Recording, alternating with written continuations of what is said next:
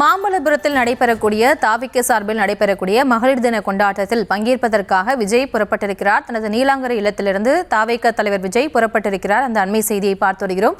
விவரங்களோடு இணைகிறார் இந்த செய்தியாளர் ஜெரி. வணக்கம். இந்த நிகழ்ச்சி எத்தனை மணிக்கு சரியாக நடைபெற இருக்கு? முழு விவரம். வணக்கம். தமிழக வெற்றி கழகத்தின் சார்பில் இன்று நடைபெறும் மகளிர் தின கொண்டாட்டத்தில் அக்கட்சி தலைவர் விஜய் பங்கேற்று மகளிருக்கான தேர்தல் வாக்குறுதிகளை அறிவித்திருக்கிறார்.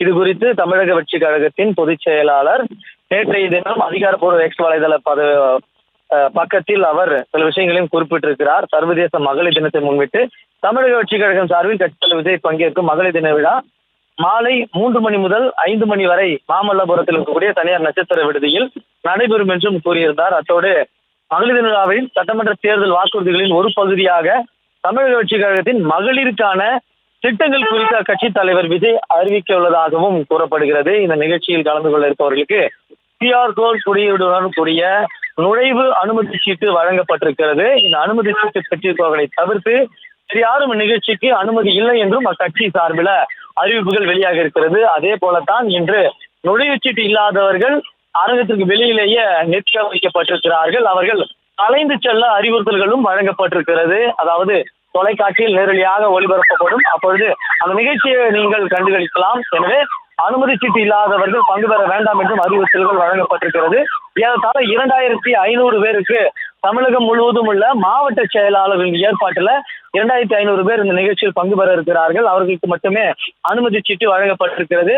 இன்னும் சற்று நேரத்தில் தாவேக தலைவர் விஜய் விழா நடைபெறக்கூடிய மகாபலிபுரம் தனியார் நட்சத்திர விடுதிக்கு வருவார் என்றும் எதிர்பார்க்கப்படுகிறது. தற்பொழுது அவருடைய நீலாங்கரை இல்லத்திலிருந்து விஜய் புறப்பட்டிருக்கிறார். அந்த காட்சிகளை கூட நம்மால் பார்க்க முடிகிறது.